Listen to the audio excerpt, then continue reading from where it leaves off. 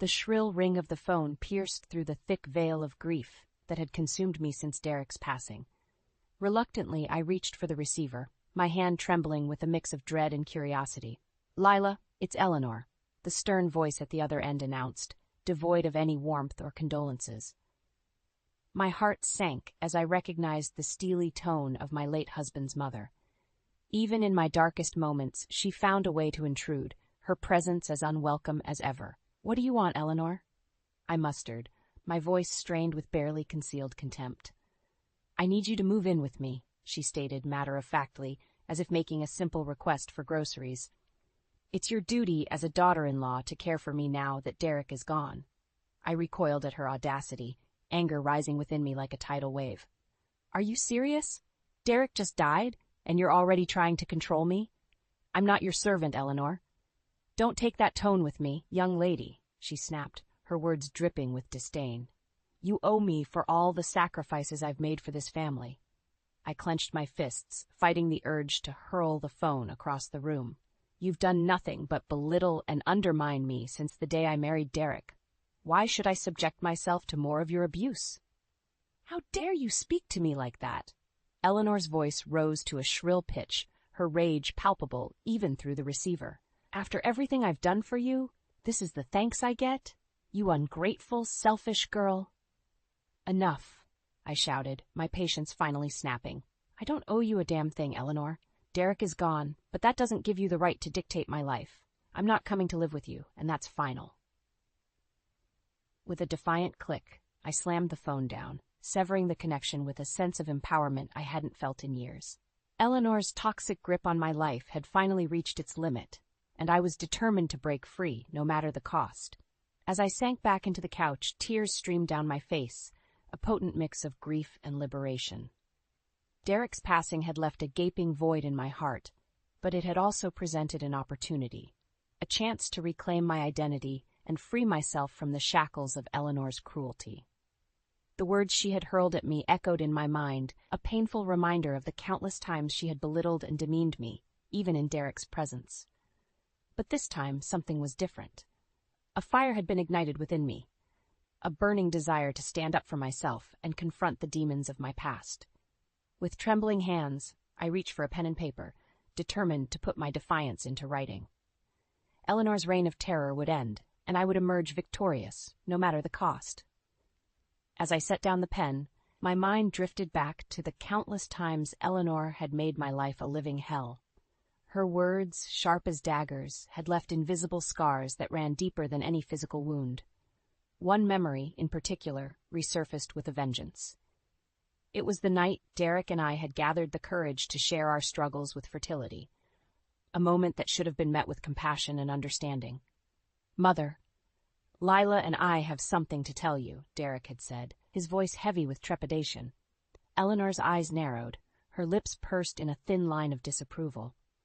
"Well, out with it then. I haven't got all day." I swallowed hard, steeling myself for her reaction. "We've been trying to conceive for over a year now, but it hasn't been easy. The doctors say I may have issues with—" "Enough," Eleanor cut me off, her tone as cold as ice. "I don't want to hear about your feminine troubles, Lila. This is what happens when a woman puts off having children for her career." Derek's face flushed with anger, but before he could speak, Eleanor continued her tirade. "I sacrificed everything to raise my family, and this is how you repay me? By denying me the joy of grandchildren?" "Mother, that's enough," Derek snapped, but his words fell on deaf ears. Eleanor turned her withering gaze on me, her eyes burning with contempt. "Mark my words, Lila, if you can't give me grandchildren, you'll never be a true part of this family." The memory still stung like an open wound, a stark reminder of the emotional torment Eleanor had inflicted upon me. Her words had cut deeper than any knife, leaving me feeling inadequate and unworthy of Derek's love. But now, with Derek gone, Eleanor's cruelty had reached a new level of audacity. How dare she demand that I move in and care for her, as if I were her indentured servant? Anger coursed through my veins, fueling my determination to stand up to her once and for all. I would no longer cower in fear or shrink from her vile insults. With a newfound sense of resolve, I picked up the pen and began to draft a letter, a defiant declaration of my independence. Eleanor would learn that her reign of terror was over, and I would no longer be a willing participant in her twisted games. The words flowed effortlessly, each sentence a testament to my newfound strength and resilience. I would not be cowed by her demands or intimidated by her threats. This was my life, my future, and I would shape it on my own terms. As I sealed the envelope, a sense of empowerment washed over me. This was just the beginning, a simple act of defiance that would ignite a firestorm of consequences. Eleanor had underestimated me for far too long, and now she would face the wrath of a woman scorned. With a newfound determination, I slipped the letter into the mailbox, setting in motion a chain of events that would forever alter the course of my life and my relationship with the woman who had once held such power over me. Days passed with no word from Eleanor, and I began to wonder if my letter had fallen on deaf ears. Perhaps she had finally accepted my decision and resigned herself to the fact that her control over me had come to an end. That naive hope was shattered one morning when the doorbell rang with a furious cadence. Hesitantly, I approached the door, peering through the peephole to see Eleanor's seething form on the other side. Taking a deep breath, I unlatched the lock and swung the door open, bracing myself for the onslaught. "How dare you?" Eleanor spat, her eyes blazing with fury. "After everything I've done for you, this is how you repay me? With disrespect and ingratitude?" I squared my shoulders, refusing to shrink from her wrath. "I owe you nothing, Eleanor. Derek is gone, and you have no claim over my life anymore." "No claim?" she seethed, her voice rising to a shrill pitch. "I am your mother-in-law, and you will show me the respect I deserve." "Respect?" I scoffed, my own anger rising to the surface. "You've done nothing but belittle and demean me since the day I married Derek. When have you ever shown me an ounce of respect?" Eleanor's face contorted with rage, her lips curling into a sneer. "You ungrateful wretch! If it weren't for me, you'd have nothing. Derek was too good for you, and now you've thrown away your last chance at being part of this family." "I am not your property, Eleanor," I stated firmly, my voice unwavering. "I don't need your approval or your dysfunctional idea of family. I'm my own person, and I won't let you control me anymore." Eleanor's eyes narrowed, her gaze cold and calculating. "You'll regret this, Lila. Mark my words, I'll make your life a living hell. No one turns their back on me and gets away with it."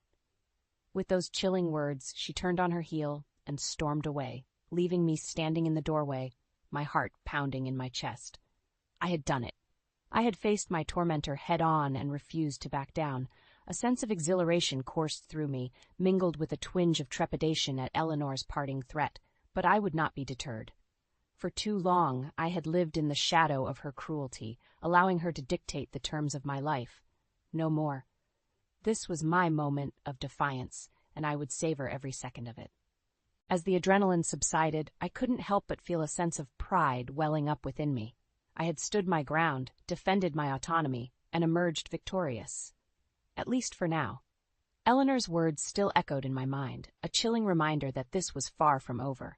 She was a woman scorned, and I knew better than anyone the depths of her vindictiveness. But I was no longer the meek, cowering woman she had once known. Derek's passing had awakened a fire within me, a burning desire to reclaim my life and my self-worth. And if Eleanor thought she could extinguish that flame, she was sorely mistaken. With a newfound sense of determination, I closed the door on the past and all its demons. The battle lines had been drawn, and I was ready to fight, not just for myself, but for the future I deserved. In the weeks that followed, an uneasy truce settled over my fractured relationship with Eleanor. She had retreated into sullen silence, no doubt stewing in her bitterness and plotting her next move. I, however, refused to let her threats diminish my newfound sense of freedom. That fragile peace was shattered one Sunday afternoon when Derek's sister Claire invited me to a family gathering at her house. Despite my initial hesitation, I decided to attend, determined not to let Eleanor's toxicity dictate my life any longer. The moment I stepped through the door, I could feel Eleanor's icy glare boring into me from across the room. Her eyes narrowed as I made my way towards Claire, exchanging warm hugs and greetings with the other guests. "Well, look who decided to grace us with her presence," Eleanor sneered, loud enough for everyone to hear. "The ungrateful daughter-in-law who turned her back on her family." A hush fell over the room as all eyes turned towards us, the tension thick enough to cut with a knife. I took a deep breath, steeling myself for the confrontation I knew was inevitable. "I am not ungrateful, Eleanor," I replied, my voice steady and unwavering. "I simply refuse to be manipulated and controlled by you any longer." Eleanor let out a derisive cackle, her lips curling into a cruel smile. "Manipulated? Is that what you call filial duty? You owe me everything, you selfish girl. If it weren't for my sacrifices, you'd have nothing." "That's enough, Mother," Claire interjected, her brow furrowed with concern. "Lila has been through enough without you adding to her pain." But Eleanor was relentless, her barbs striking with precision. "Pain? She knows nothing of true pain, not like the anguish I've endured watching my son's legacy wither on the vine thanks to her failures." I could feel the weight of her words like a physical blow, stirring up old insecurities and wounds I thought had healed. But this time, something was different. A fire burned within me, fueled by a newfound sense of self-worth and determination. "You're wrong, Eleanor," I stated firmly, my voice carrying through the stunned silence. "I may not have been able to give Derek children, but that doesn't make me a failure. My love for him was pure and unconditional, something you've never understood." Eleanor's face contorted with rage, but before she could respond, I pressed on, emboldened by the support of the onlookers. "You've had a twisted hold on this family for far too long, using guilt and manipulation to get your way. But I refuse to be a part of your dysfunction any longer. I am my own person, with my own dreams and ambitions, and I won't let you or anyone else diminish that." A murmur rippled through the crowd as Eleanor's mask of superiority began to crack. Her eyes darted from face to face, desperately seeking allies, but finding only expressions of shock and, in some cases, admiration. In that moment, I knew I had won a decisive victory, not just for myself, but for all those who had suffered under Eleanor's tyranny. The veil had been lifted, exposing her true nature for all to see, and there was no turning back. As Eleanor stormed out of the room, her face flushed with humiliation, I felt a weight lifting from my shoulders. The shackles of her control had been broken, and I was free to embrace the future on my own terms, without the specter of her cruelty looming over me. It was a pivotal moment, a turning point in my journey towards self-discovery and empowerment. And as I looked around at the faces of my newfound allies, I knew that the battle had only just begun. The aftermath of the family gathering was a whirlwind of conflicting emotions. On one hand, I felt a sense of triumph, having finally stood up to Eleanor and exposed her manipulative ways. But on the other, I couldn't shake the gnawing feeling that this was only the beginning of a much larger battle. As if on cue, my phone rang the following day, and I braced myself for another verbal assault from Eleanor. To my surprise, it was Claire's voice on the other end. "Lila, we need to talk," she said, her tone laced with urgency. "Can you meet me for coffee?" An hour later, we were seated at a secluded corner of a cafe, the aroma of freshly brewed coffee wafting between us. "I wanted to apologize for Mother's behavior," Claire began, her eyes clouded with shame. "What she said to you was inexcusable, and I'm sorry you had to endure that." I offered a small smile, touched by her sincerity. "It's not your fault, Claire. Eleanor has always been—" I trailed off, searching for the right words. "A vindictive, manipulative tyrant?" Claire finished for me, a rueful chuckle escaping her lips. "Believe me, I know better than anyone." My brow furrowed as I studied her expression, sensing a deeper story lurking beneath the surface. "What do you mean?" Claire took a deep breath, her fingers fidgeting with the handle of her mug. Growing up, Mother was relentless in her pursuit of perfection. Nothing we did was ever good enough, and she made sure to remind us of our flaws at every turn. A pang of recognition tugged at my heart as I listened to her words, memories of my own experiences with Eleanor's cruelty flooding back. Simon and I learned early on that the only way to survive was to either conform to her impossible standards or risk being cast aside, Claire continued, her voice tinged with bitterness. I chose the former, sacrificing my dreams to become the perfect daughter she demanded. "And Simon?" I prompted, sensing there was more to the story. Claire's expression darkened, her eyes clouding over with a mix of sadness and anger. "He refused to bow to her will, And for that, Mother made his life a living hell. She belittled him, criticized his every move, and even tried to turn Derek against him. My heart clenched at the thought of Eleanor's cruelty extending beyond just me, her venom poisoning the lives of her own children. "That's why I wanted to talk to you," Claire said, her gaze locking with mine. "You're not alone in this fight, Lila. Simon and I were with you every step of the way."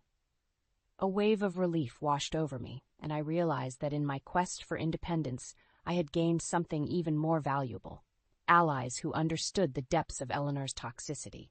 "Thank you, Claire," I said, reaching across the table to give her hand a gentle squeeze. "With you and Simon by my side, I feel like I can take on anything Eleanor throws at me." Claire's lips curved into a rare, genuine smile. "That's the spirit. Mother may think she's invincible, but she's about to learn that she's messed with the wrong family." As we parted ways, a newfound sense of determination coursed through my veins. Eleanor had drawn the battle lines, but she had unwittingly assembled an army against her. An army united by a common goal: to break free from her tyranny once and for all. The road ahead would be fraught with challenges, but for the first time in my life, I didn't feel alone.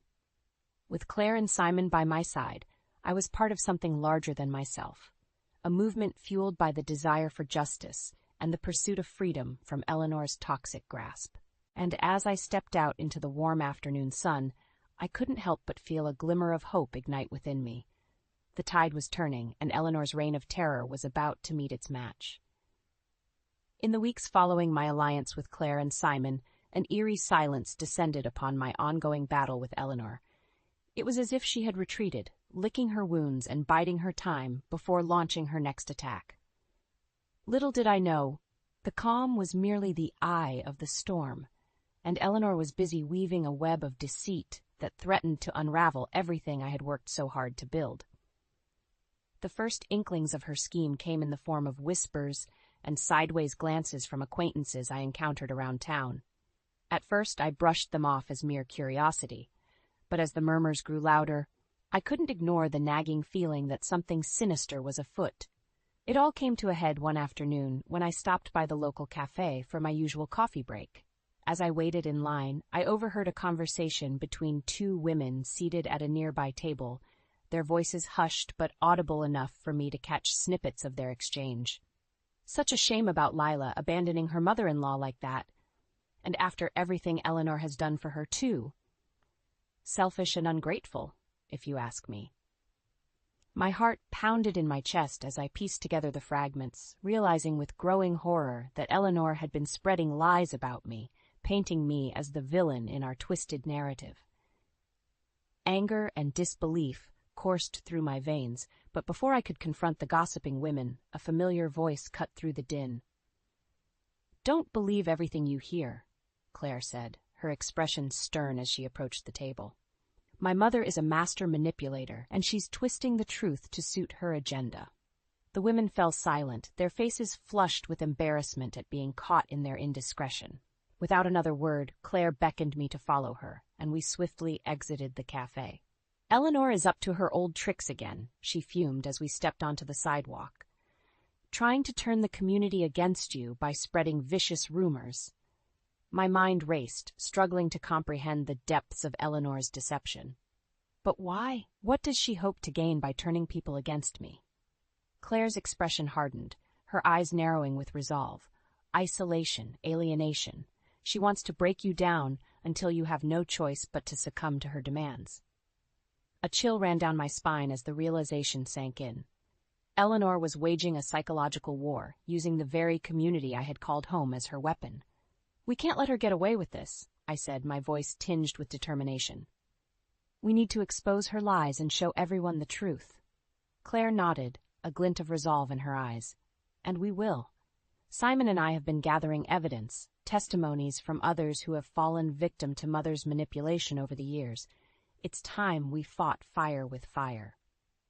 As we parted ways, a sense of purpose burned within me, fueling my resolve to take the fight to Eleanor.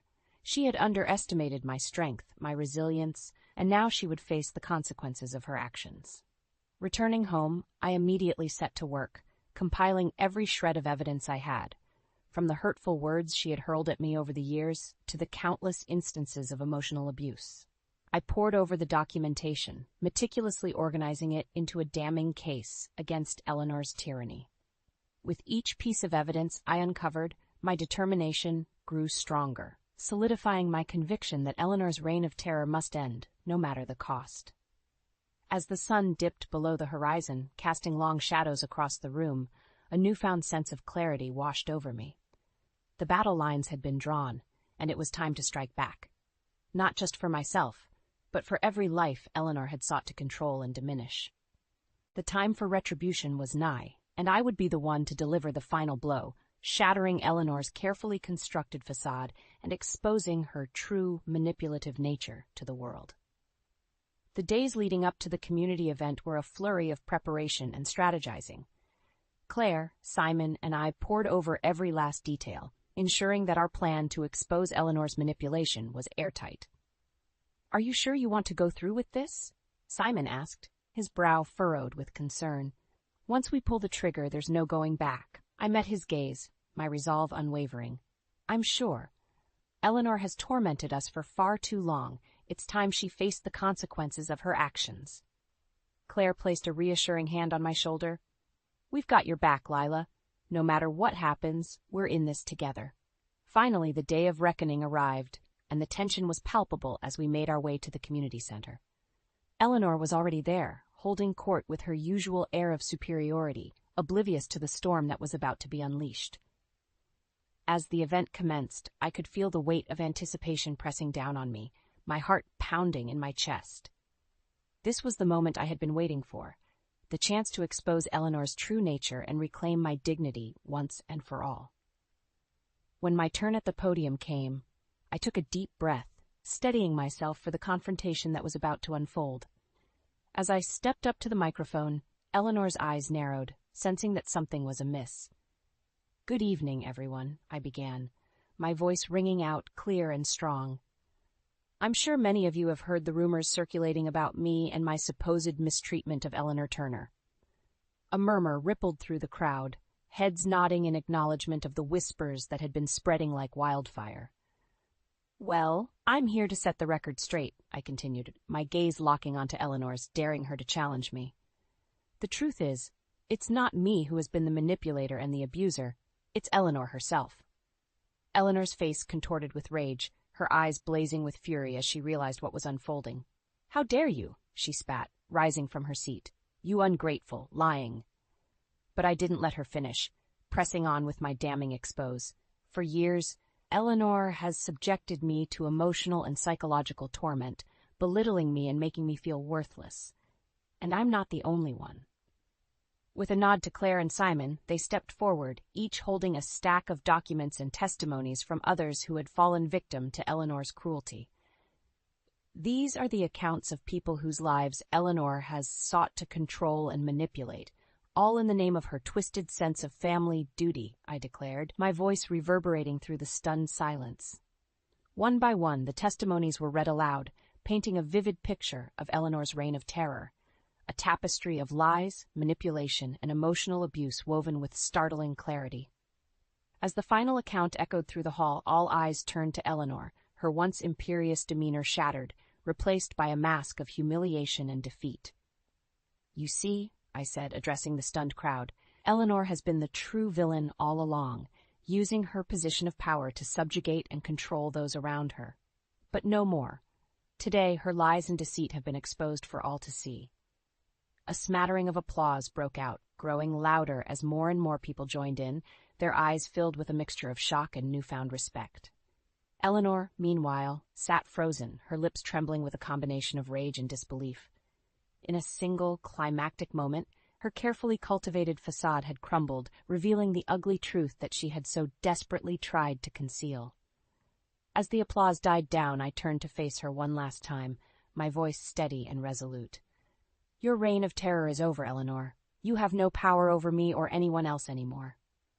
With those words, I stepped down from the podium, my head held high, basking in the sweet taste of victory. The shackles of Eleanor's manipulation had been broken, and I was finally free to embrace the future on my own terms, unburdened by the weight of her toxicity. As I made my way through the crowd, surrounded by a chorus of congratulations and newfound respect, I couldn't help but feel a sense of profound relief and vindication. The battle had been long and arduous, but in the end, justice had prevailed, and the truth had set me free.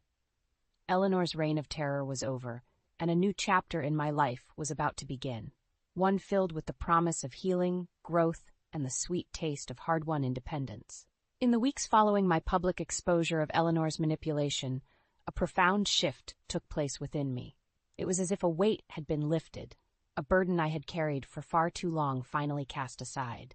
The community's reaction had been overwhelmingly supportive, with many expressing admiration for my courage in standing up to Eleanor's tyranny.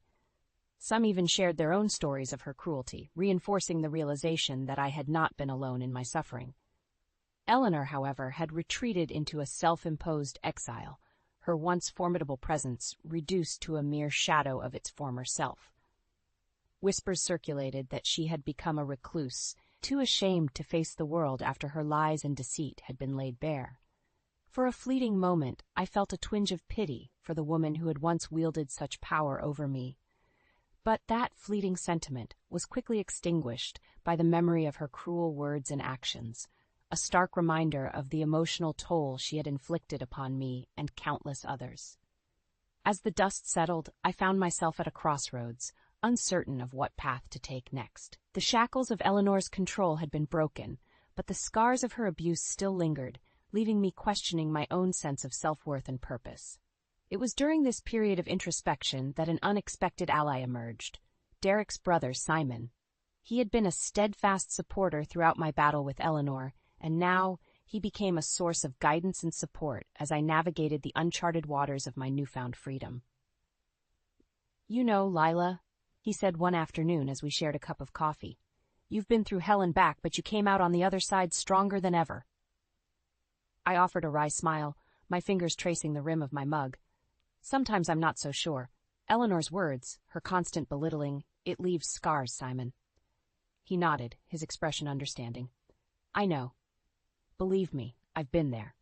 But you can't let her win, not anymore. You've taken back control of your life, and now it's up to you to decide what comes next." His words struck a chord within me, igniting a spark of determination that had been flickering in the aftermath of my confrontation with Eleanor. He was right. I had fought too hard and sacrificed too much to let her toxic legacy continue to haunt me. From that moment on, I made a conscious effort to reclaim my sense of self, to rediscover the woman I had been before Eleanor's manipulation had taken root. I poured myself into my work, finding solace in the creative outlets that had once brought me joy. Slowly but surely, the shadows of Eleanor's cruelty began to recede, replaced by a newfound sense of purpose and self-assurance. As the months passed, I found myself surrounded by a network of supportive friends and allies, each one a testament to the resilience of the human spirit. Claire and Simon remained steadfast pillars of strength, their unwavering loyalty a constant reminder that I was no longer alone in my journey. And though Derek's absence still weighed heavily on my heart, I found solace in the knowledge that he would have been proud of the woman I had become, a woman who had stared down her demons and emerged victorious, her spirit unbroken and her determination unwavering. As I stood on the balcony of my apartment one warm summer evening, watching the sun dip below the horizon, I couldn't help but reflect on the long and arduous path that had led me to this moment. The road ahead was uncertain, but for the first time in my life, I embraced that uncertainty with open arms, knowing that whatever challenges lay ahead, I possessed the strength and resilience to overcome them. Eleanor's reign of terror was a distant memory, a mere footnote in the story of my life, a story that was just beginning to unfold, filled with the promise of growth, healing, and the sweet taste of hard-won independence. As the night sky blanketed the city, I felt a sense of peace wash over me, a peace born of the knowledge that I had reclaimed my power, my dignity, and my sense of self.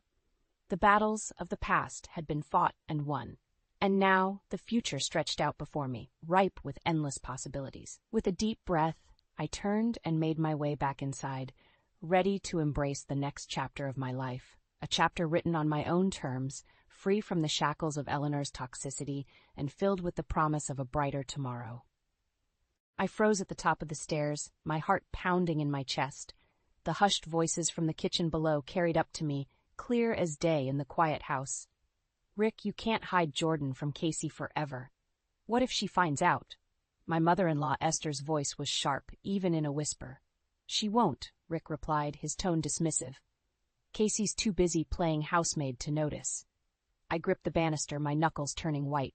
15 years of marriage, and this is what it had come to? My husband discussing his affair with his mother in our kitchen, while I eavesdropped like some pathetic spy in my own home. You're playing with fire, Esther warned. Casey may be a doormat, but even doormats have their limits. I bit my lip, fighting back tears. A doormat, is that all I was to them? Mom, drop it, Rick snapped. I've got this under control. Casey's not going anywhere.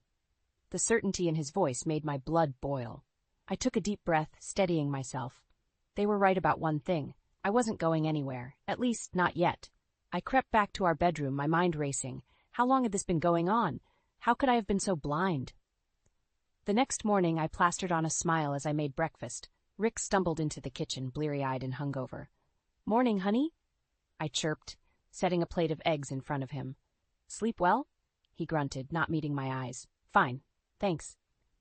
I turned to the stove, my back to him. So, how's work been? Any interesting projects? Same old, he muttered. I spun around, fixing him with a steady gaze. Really? No one new on your team? No. Jordan, maybe? Rick's fork clattered to his plate. He stared at me, his face pale. What? Jordan, I repeated, my voice steady despite the tremor in my hands. Your coworker, the one you're sleeping with.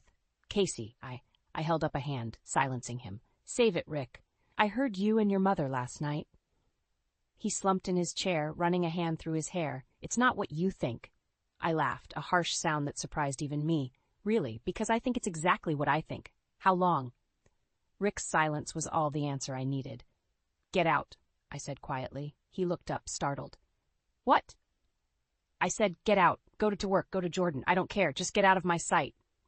Rick stood, his chair scraping against the floor. Casey, we need to talk about this. Oh, now you want to talk? I spat. After 15 years of treating me like your personal maid? After moving us in with your parents so I could take care of your father? After letting your mother treat me like dirt? Now you want to talk? Mom? Lily's voice came from the doorway. Our 13-year-old daughter stood there, her eyes wide with concern. What's going on? I took a deep breath, forcing a smile. Nothing, sweetheart. Your dad was just leaving for work. Rick hesitated, looking between me and Lily. Finally, he grabbed his briefcase and headed for the door. We'll discuss this later, he muttered. As soon as the door closed behind him, Lily rushed to my side. Mom, are you okay? I heard yelling. I pulled her into a hug, fighting back tears. I'm okay, honey, but things are going to be changing around here. What do you mean? I pulled back, looking into her eyes. Your dad? He's done something very wrong, and I'm not sure I can forgive him. Lily's face hardened. Is this about the woman from his office? The one he's always texting? I blinked, stunned. You knew. She shrugged, looking away. I saw some messages on his phone. I didn't want to say anything. I hugged her again, tighter this time. Oh, sweetheart, I'm so sorry you had to deal with that alone. What are we going to do? Lily whispered. I straightened up, a newfound determination coursing through me. We're going to take care of ourselves, that's what. No more being doormats. As if on cue, Esther's voice rang out from upstairs. Casey, where's my breakfast? I exchanged a look with Lily, seeing my own resolve mirrored in her eyes. Coming, Esther, I called back. But as I reached for another plate, I knew things would never be the same. The life I'd known was over. It was time to start planning for a new one where I called the shots. I stood at the kitchen sink, scrubbing dishes with more force than necessary. 15 years of marriage, and for what? To be treated like a servant in my own home? Casey! Esther's shrill voice pierced through my thoughts. Where's my afternoon tea?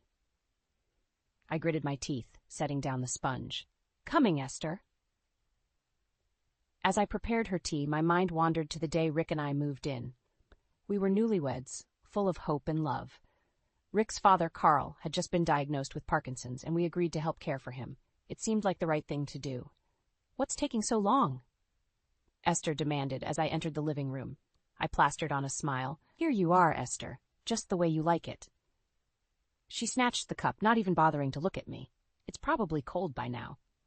I bit my tongue, remembering how different things were when Carl was alive. He'd always been kind, always grateful for my help. But after he passed 5 years ago, everything changed. Esther became more demanding, more critical. And Rick? He retreated into his work, leaving me to deal with his mother alone. The front door slammed, and Rick's voice called out, "I'm home!" My heart raced. We hadn't spoken since our confrontation this morning. I steeled myself and walked to the foyer. Rick stood there looking sheepish. "Casey, can we talk?" I crossed my arms. "About what, Rick? About how you've been cheating on me? Or about how you and your mother talk about me behind my back?" He winced. "Look, I know I messed up, but we can work through this. For the kids, if nothing else." The mention of our children made my resolve waver. But then I remembered Lily's face this morning, the hurt in her eyes when she admitted she knew about her father's affair. The kids deserve better than this, Rick. We all do. He stepped closer, reaching for my hand. "I'll do better, I promise. Just give me another chance." For a moment I almost believed him, but then Esther's voice rang out again. "Rick, is that you? Come in here and fix this remote. Your wife is useless with technology." Rick's face fell, but he didn't contradict his mother. He just gave me an apologetic shrug and headed towards the living room. I watched him go, a familiar ache settling in my chest. How many times had I tried to talk to him about his mother's behavior? How many times had he dismissed my concerns? Later that night, after putting Max to bed, I found Lily in her room, hunched over her desk. "Hey, sweetie, what are you working on?" She looked up, her eyes shining with excitement. "Remember that art contest you told me about? I'm entering." I smiled, genuine joy breaking through my melancholy. "That's wonderful, Lily. Can I see?" She hesitated, then nodded, sliding her sketchbook towards me. I gasped as I took in the intricate design. It was a tree, its branches forming the silhouettes of 3 figures, a woman and 2 children. "It's us," Lily explained softly. "You, me, and Max, standing strong together."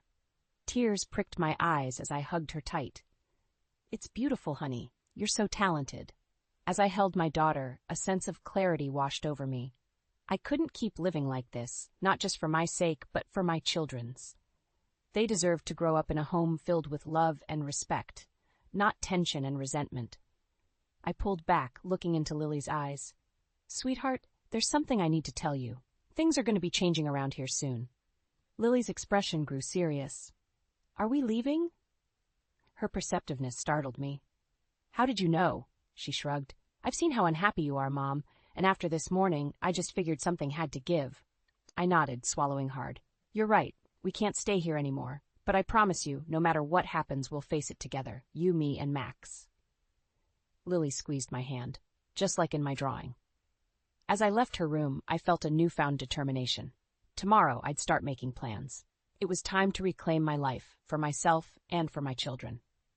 The road ahead wouldn't be easy, but for the first time in years, I felt hope blooming in my chest. The next morning, I woke with a renewed sense of purpose.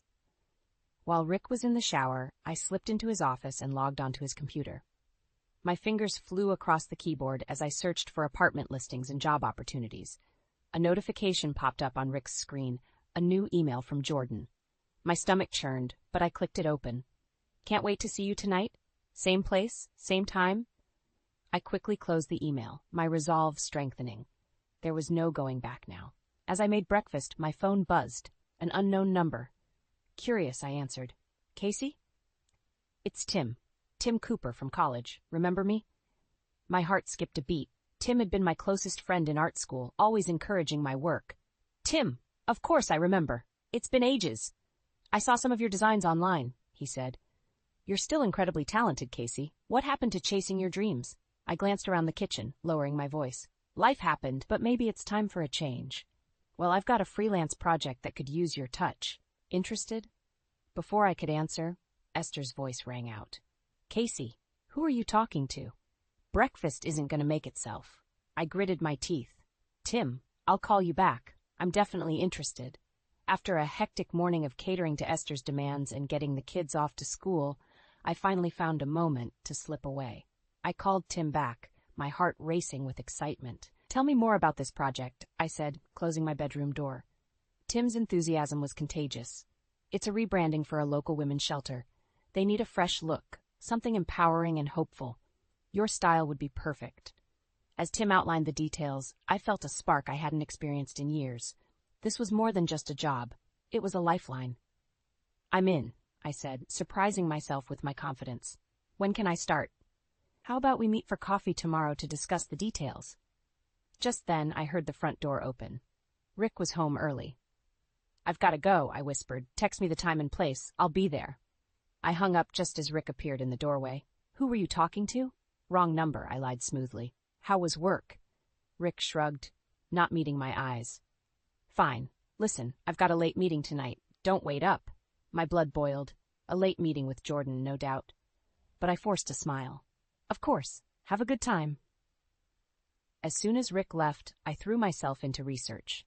I looked up divorce lawyers, custody arrangements, and how to secure my finances. With each piece of information, I felt more empowered. That evening, after putting the kids to bed, I sat at my old drafting table. Dust had gathered on the surface, a testament to how long it had been since I'd allowed myself to create. I pulled out a fresh sheet of paper and began to sketch. Hours flew by as I lost myself in the work. When I finally looked up, it was past midnight. The house was silent, Rick still not home. I studied my designs, a sense of pride swelling in my chest. They were good, really good. For the first time in years, I felt like myself again. A car door slammed outside. Rick was home.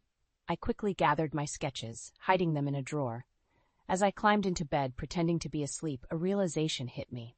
I didn't need Rick or Esther's approval. I had talent, drive, and most importantly, a way out.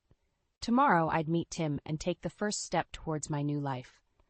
But for now, I closed my eyes, a small smile playing on my lips. The Casey they thought they knew, the doormat, the silent sufferer, was gone.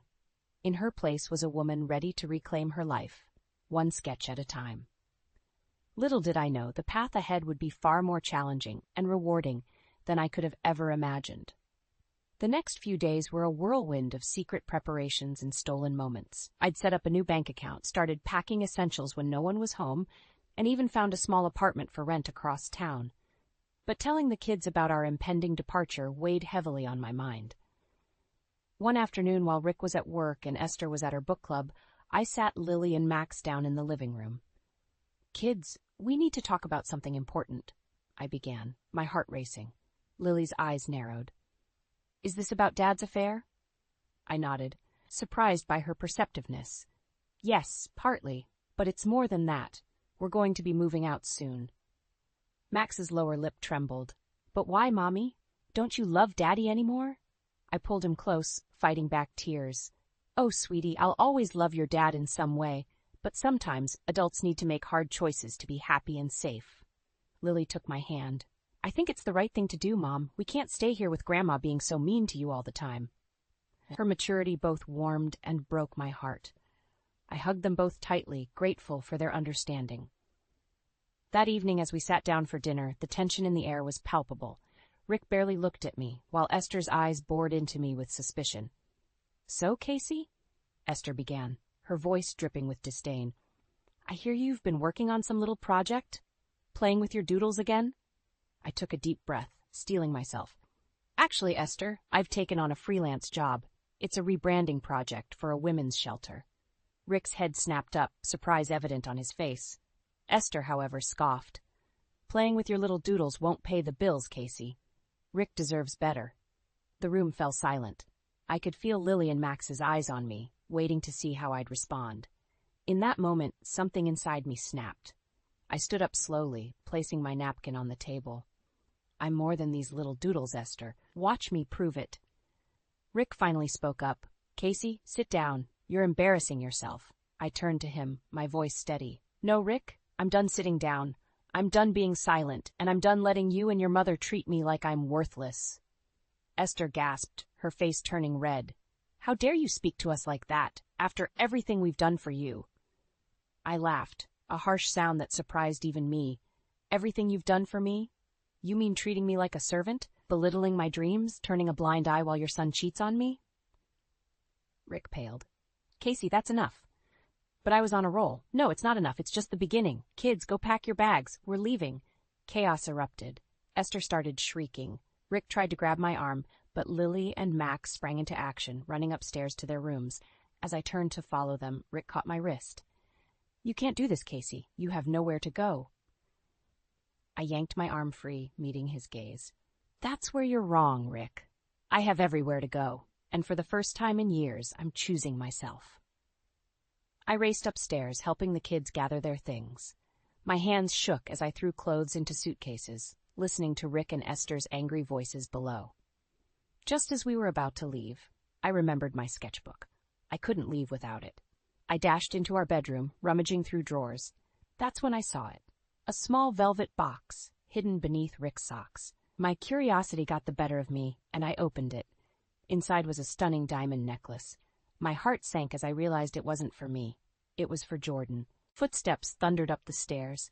I snapped the box shut, grabbed my sketchbook, and ran out just as Rick burst into the room. Casey, wait! But I was already halfway down the stairs, kids in tow, heading for the door. As we piled into the car, I caught a glimpse of Rick and Esther in the doorway, their faces a mix of anger and disbelief. I started the engine, my resolve stronger than ever. There was no turning back now. Our new life was waiting, and I was ready to embrace it, challenges and all. The morning of our departure arrived with a surreal calm. I woke before dawn, my heart pounding with a mixture of fear and exhilaration. This was it, the day everything would change. I crept downstairs, careful not to wake Rick or Esther. In the dim kitchen light, I pulled out a sheet of paper and began to write. Rick, by the time you read this, the children and I will be gone. I heard everything that night. About Jordan, about your affair, about how little you think of me. You betrayed my trust and underestimated my strength. Our children and I deserve better, and we're leaving to find that better life. I've spent 15 years sacrificing my dreams for this family. No more. I'm taking back my life, my career, and my self-respect. Don't try to find us. Don't try to manipulate the kids. It's over. Casey. I folded the letter and left it on the kitchen table. As I turned to leave, I caught sight of a framed photo on the wall, our wedding day. We looked so young, so full of hope. I touched the glass, a lump forming in my throat. How had we ended up here? A floorboard creaked upstairs, jolting me back to reality. I hurried to wake Lily and Max, helping them dress and gather their final belongings. We moved like ghosts through the house, our whispers and shuffling feet the only sounds in the pre-dawn quiet. As we loaded the car, I felt a presence behind me. I turned to find Esther standing on the porch, her face a mask of fury. "Where do you think you're going?" she hissed. I straightened my spine, meeting her gaze. "Away from here. Away from you and Rick and all the pain you've caused." She laughed, a cruel sound. "You'll never make it on your own. You're nothing without this family." Her words, intended to wound, only strengthened my resolve. "Watch me," I said, climbing into the driver's seat. As we pulled away, I saw Rick burst out of the house, still in his pajamas. He ran after the car, shouting my name. In the rearview mirror, I watched him grow smaller and smaller until he disappeared from view. We drove in silence for a while, the weight of what we'd done settling over us. Then Max's small voice piped up from the back seat. "Mommy, where are we going?" I smiled at him in the mirror. "To our new home, sweetie. To our new life." Lily reached forward and squeezed my shoulder. "We're proud of you, Mom." Tears pricked my eyes, but I blinked them away. I needed to stay strong for them.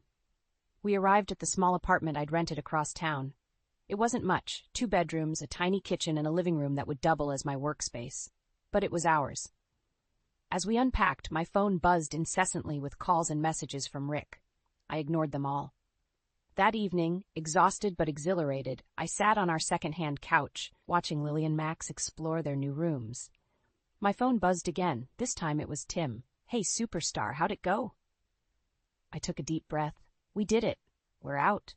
"That's amazing, Casey. I'm so proud of you. Listen, I've got some news about the project. The client loved your initial designs. They want to meet with you tomorrow to discuss expanding the scope." My heart leapt. This was it. My chance to prove Esther wrong, to show Rick what he'd underestimated all these years. "I'll be there," I said, a fierce determination in my voice. As I hung up, a notification popped up on my phone, an email from Rick's work account, probably sent by mistake. The subject line made my blood run cold. Custody, battle, strategy. My hands shook as I opened it. Inside was a detailed plan to fight for full custody of the kids, painting me as an unstable, unfit mother. I sank to the floor, the phone clattering beside me. Just when I thought we were free, just when I dared to hope for a better future, Rick was plotting to take away the very reason I'd found the strength to leave. In that moment, I realized this wasn't just about me anymore. It wasn't even just about the kids. This was war, and I'd be damned if I didn't fight with everything I had. I picked up the phone, my fingers flying across the screen. "Tim, I need a favor. Can you recommend a good lawyer?" The battle for our future had only just begun. The days following our departure were a whirlwind of activity. Between setting up our new home, preparing for my meeting with the women's shelter client, and consulting with the lawyer Tim recommended, I barely had time to breathe. But the constant motion kept me from dwelling on the enormity of what I'd done. That is, until Rick showed up at our door. I was in the middle of a video call with my new client when the pounding started. Lily, who had been reading on the couch, jumped up with wide eyes. "Mom," she whispered, "it's Dad." My heart raced, but I kept my voice steady as I addressed my client. "I'm so sorry, but I need to step away for a moment. Family emergency." I muted the call and turned to Lily. "Take Max to your room and lock the door. Don't come out until I say it's okay." As soon as the kids were safely out of sight, I opened the door. Rick burst in, his face a storm of emotions. "Casey, please," he pleaded. "We can work this out." I stood my ground, my voice ice cold. "Your actions spoke louder than your words, Rick. Our children and I are moving on." He ran his hands through his hair, frustration evident. "You can't just take my kids away from me. I'll fight you on this, Casey. I swear I will." "I know about your custody battle strategy," I shot back. "Did you really think I wouldn't find out?" Rick's face paled. "How did you? It doesn't matter. What matters is that you're trying to paint me as an unfit mother when you're the one who betrayed this family." He stepped closer, his voice low and dangerous. "You have no idea what you're up against, Casey. My mother has connections. We'll bury you in legal fees. You'll lose everything." For a moment, fear gripped me, but then I thought of Lily and Max, of the life I was fighting to build for us. I straightened my spine and met Rick's gaze. "Get out," I said, my voice steady, "and don't come back unless it's through our lawyers." As I closed the door on Rick's stunned face, I heard a commotion from the hallway. Esther's shrill voice carried through the thin walls. "Richard, did you get them? Are they coming home?" I pressed my ear to the door, listening intently. "No, Mom." Rick sighed. "She's not budging. We need to regroup." "This is ridiculous," Esther screeched. "Who's going to take care of the house, cook my meals? That ungrateful little—" Their voices faded as they moved down the hallway. I slumped against the door, my heart pounding. The reality of what I was up against hit me full force. Rick and Esther weren't just fighting for the kids. They were fighting to maintain their comfortable life, with me as their personal servant. A gentle knock on the bedroom door jolted me back to the present. "Mom?" Lily called. "Is it safe to come out?" I took a deep breath, composing myself. "Yes, sweetie. Everything's okay now." As Lily and Max emerged, I was struck by the concern in their young faces. They'd been through so much already. How could I protect them from what was coming? My laptop chimed, reminding me of the interrupted call. With shaking hands, I unmuted myself. "I'm so sorry for the interruption. Where were we?" The client's face filled the screen, her expression kind. "Casey, is everything all right? You look a bit shaken." I opened my mouth to assure her I was fine, but to my horror, tears sprang to my eyes. Before I could stop myself, I was sobbing. "I'm sorry," I choked out. It's been a really tough week." To my surprise, the client's eyes softened with understanding. "Casey, I run a women's shelter. I know that look. You're not just designing our logo, are you? You're one of us." Her words broke something open inside me. Through my tears, I found myself pouring out the whole story, the affair, the emotional abuse, the custody threats.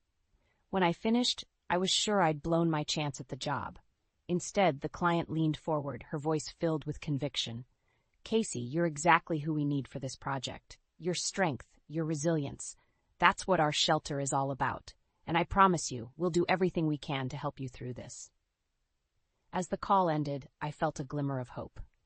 maybe I wasn't as alone in this fight as I thought. But as I turned to comfort my worried children, I knew the real battle was just beginning. Everything I loved was at stake, and I had to find the strength to keep fighting, no matter what Rick and Esther threw my way. The weeks following Rick's confrontation were a blur of legal meetings, late nights working on the Women's Shelter Project, and stolen moments of normalcy with Lily and Max. I was running on fumes, but the fire of determination kept me going. Then came the day of the custody hearing.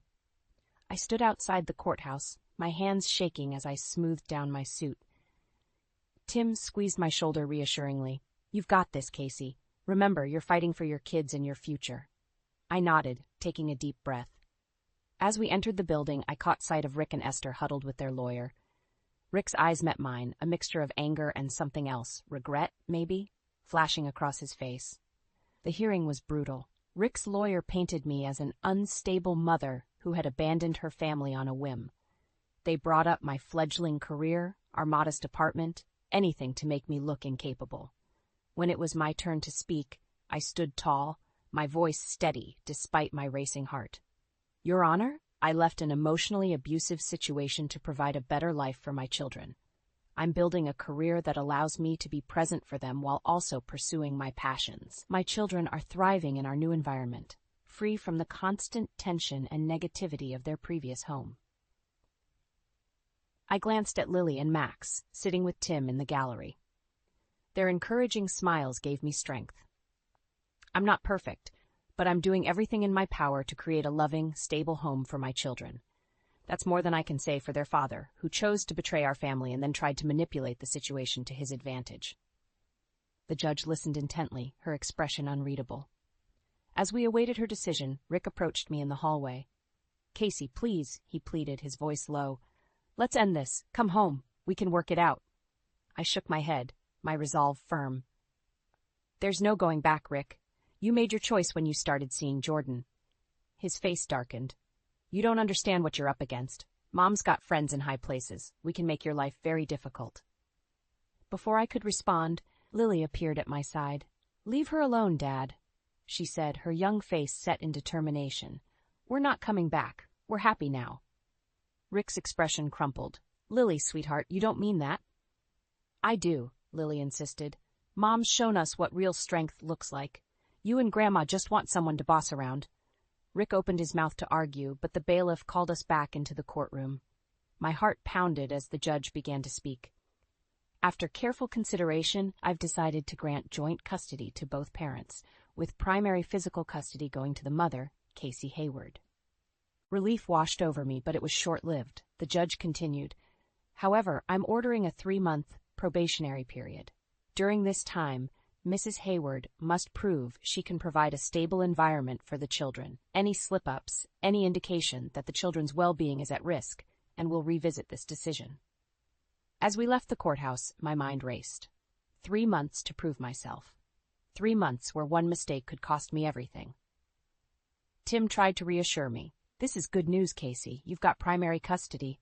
That's huge." But I couldn't shake the feeling of dread. "It's not over, Tim. Rick and Esther won't give up that easily." As if on cue, my phone buzzed with a text from an unknown number. My blood ran cold as I read it. "Enjoy your victory while it lasts. We know things about you that would shock the judge. One wrong move, and those kids are coming home where they belong. E." I stared at the screen, my hands shaking. How far would Esther go to get what she wanted? What did she know? As we drove home, Lily's voice broke through my spiraling thoughts. "Mom? Are you okay?" I forced a smile, meeting her eyes in the rearview mirror. "I'm fine, sweetheart. We're going to be just fine."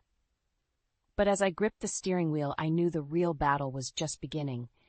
Everything I loved was hanging by a thread, and I had no idea how to protect it all from the storm that was coming. The day of the final custody hearing arrived, marking the end of the 3-month probationary period. As I stood before the mirror, adjusting my suit, I caught sight of the woman I'd become. Stronger, more confident, but with shadows under her eyes that spoke of sleepless nights and constant worry. "Mom?" Lily's voice called from the living room. "It's time to go." I took a deep breath and joined my children. Max clung to my hand as we made our way to the courthouse, his little face a mix of confusion and concern. The courtroom was tense as we entered. Rick and Esther sat on one side, their faces set in grim determination. I felt a flicker of fear as I caught Esther's smug smile. What did she have up her sleeve? As the hearing began, Rick's lawyer presented their case first. To my shock, he called Jordan to the stand. My heart raced as she took her seat, avoiding my gaze. Miss Phillips, the lawyer began, can you tell the court about your relationship with Mr. Hayward? Jordan hesitated, her eyes darting to Rick. We were involved romantically, but it's over now. The lawyer nodded. And during your relationship, did Mr. Hayward ever express concerns about his wife's stability or ability to care for their children? I held my breath, waiting for the blow to fall. But to everyone's surprise, Jordan straightened in her seat, her voice clear and steady. No, she said firmly. Rick never said anything like that. In fact, she paused, taking a deep breath. He often spoke about how Casey was the backbone of their family, how she took care of everything while he focused on his career. A murmur ran through the courtroom. I saw Rick's face pale, while Esther's eyes blazed with fury. When it was my turn to present, I stood tall, my voice unwavering, as I detailed the progress I'd made in the past 3 months, the success of my freelance business, the stable home environment I'd created for the children, and the support system we'd built. Your Honor, I concluded, I'm not perfect. I'm still learning and growing every day. But I'm committed to providing a loving, stable home for my children, a home where they're respected, supported, and free to be themselves. As we awaited the judge's decision, Tim squeezed my hand reassuringly. The tension in the room was palpable. Finally, the judge spoke. After careful consideration of all the evidence presented, I've reached a decision. Full custody of the children will remain with Casey Hayward, with generous visitation rights for Richard Hayward. Relief washed over me, but the judge wasn't finished. Furthermore, she continued, I'm ordering Mr. Hayward and his mother to attend family counseling. It's clear there are deep-seated issues that need to be addressed for the sake of these children. As we left the courthouse, I felt a weight lift from my shoulders. It was over. We'd won. Esther brushed past us, her face twisted with anger. This isn't the end, Casey, she hissed. You'll regret the day you tore this family apart. But her threats held no power over me anymore. I turned to face her, my voice calm but firm. No, Esther, you and Rick tore this family apart long before I left. I'm just putting the pieces back together in a healthier way. To my surprise, Rick approached us, his expression softer than I'd seen in years. Casey, I'm sorry. For everything. You deserved better. I nodded, acknowledging his apology without accepting it fully. We all deserved better, Rick. Maybe now we can all start to heal. As we walked away, Lily slipped her hand into mine. We did it, Mom, she said, her voice filled with pride. We're really free now. That night, as I tucked Max into bed, he looked up at me with wide eyes. Ma, are we going to be okay now? I smiled, kissing his forehead. Yes, sweetheart, we're going to be more than okay. We're going to be happy. Later, as I sat on the balcony of our apartment, I gazed out at the city lights. Tim joined me, handing me a cup of tea. You know, he said softly, you've inspired a lot of people, Casey. The women at the shelter, they look up to you. You've shown them what's possible. I turned to him, feeling a warmth in my chest that had nothing to do with the tea. This isn't just about us, I replied. It's about showing Lily and Max that they deserve respect and love. It's about breaking cycles and building something better. Tim nodded, his eyes shining with admiration. You've shown them, and everyone around you, that quiet strength can lead to powerful changes. As we sat there in comfortable silence, I felt a sense of peace wash over me. The road ahead wouldn't be easy, but for the first time in years, I was excited about the future. I had my children, my career, and a chance to help others find their own strength. This wasn't just an ending. It was a new beginning, full of hope and possibility, and I was ready to embrace every moment of it.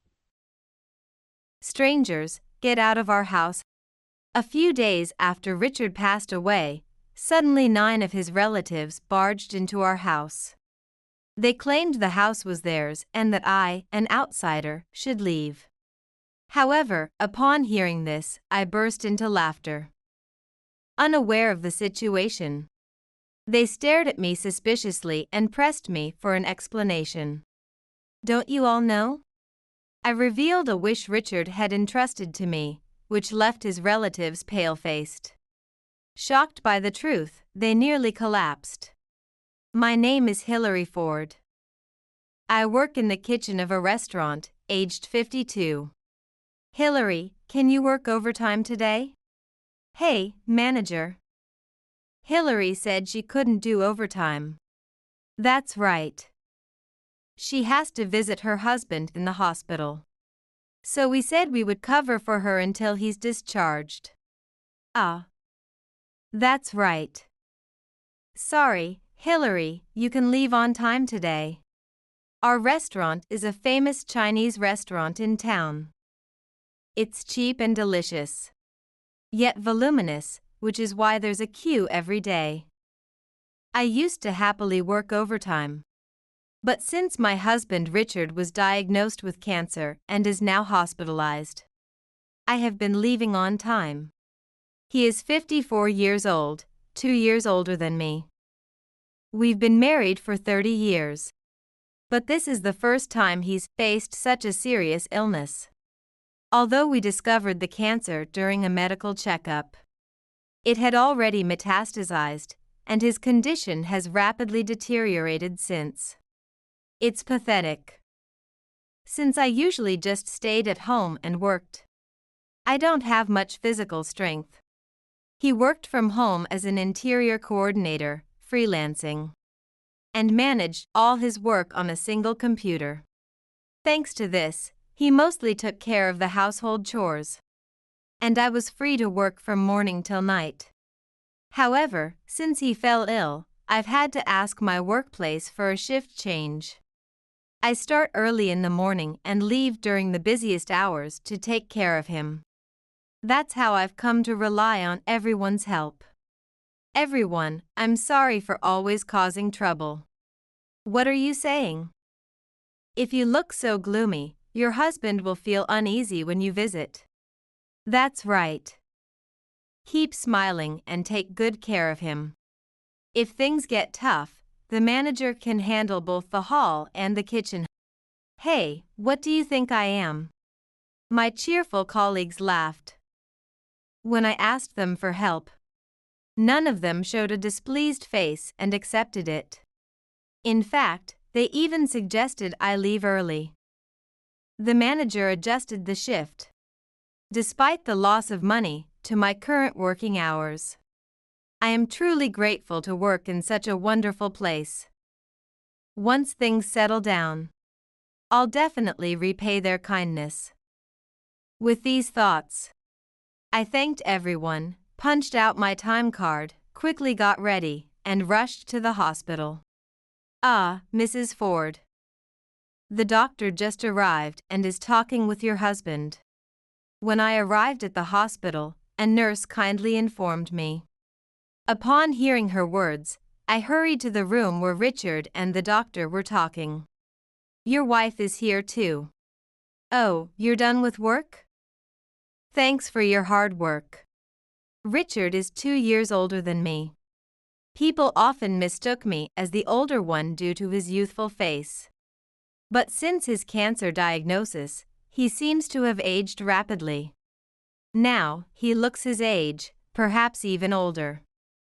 His gaunt face has lost its vitality, and his smile is feeble. I won't lose to the disease, he had said cheerfully at first. But the body is honest. Contrary to his words, he is weakening day by day. We were just discussing the progression of his illness. My husband's condition is. Doctor, I'll explain the rest myself. I tried to hear more from the doctor, but Richard interrupted, giving me a bad feeling. The doctor seemed to sense something as well and quietly left the room after nodding. Hey, Hilary, how long have we been together since we got married? Suddenly, Richard muttered while looking out the window. More than his condition, I was perplexed but answered his question. 30 years. 30 years.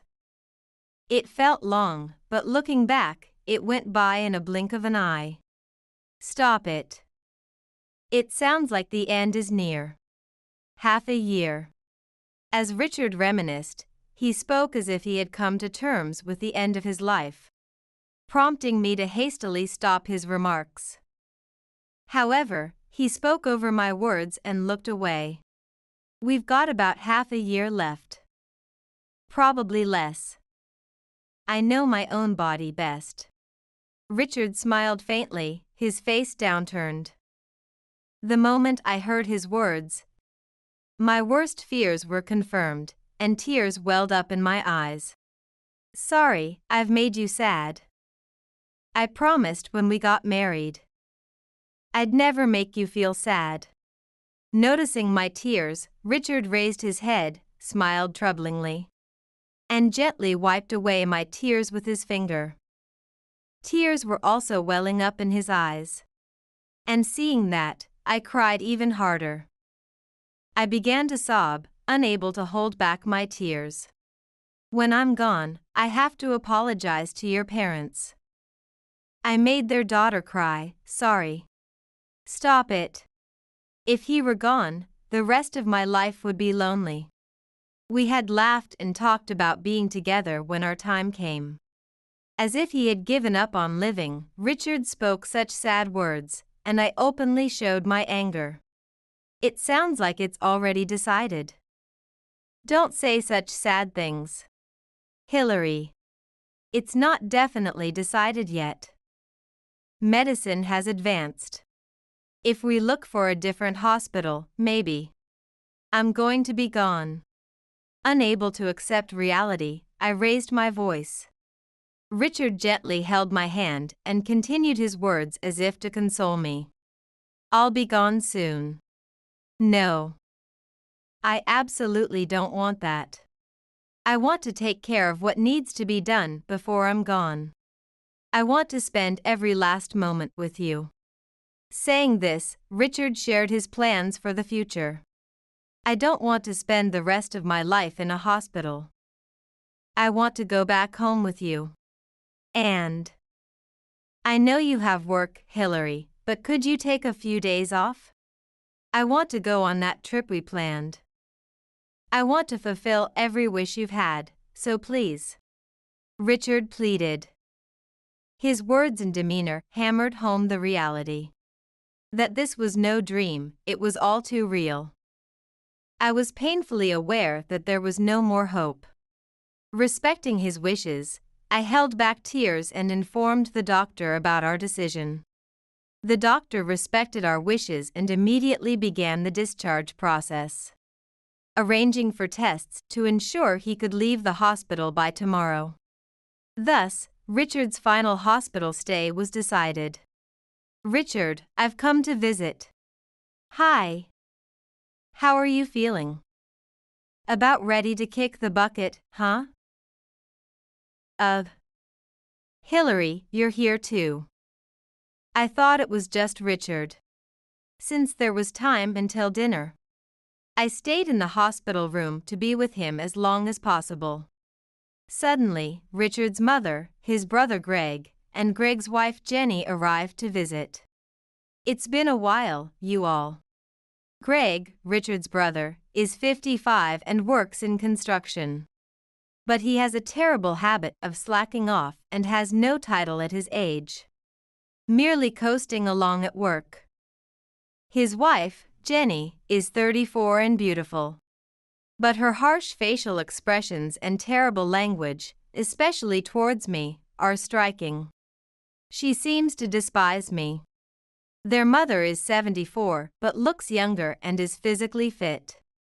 However, her nasty personality is clear, and she is miserly with money. She dotes on Greg and dismisses Richard. I despise Richard's family. Greg, as usual, makes insensitive jokes, and Jenny probably hates me. From the moment we met, she has treated me as an enemy, dropping snide remarks whenever she could. The mother-in-law treats Richard and me as if we are not human, constantly irritating us. She sees him as a cash cow. every time we meet, it's always about money. Greg has a large family, doesn't he? Since you two don't have children and both earn, you must have some extra money, right? Can you spare some? This kind of pleading had become the norm. Greg's family, including his mother, is a family of 9.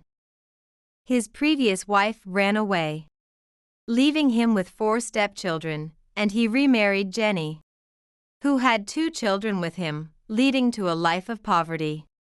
They couldn't make ends meet on their earnings alone and started begging us for money. What do you all want with so many of you here? What's with that tone?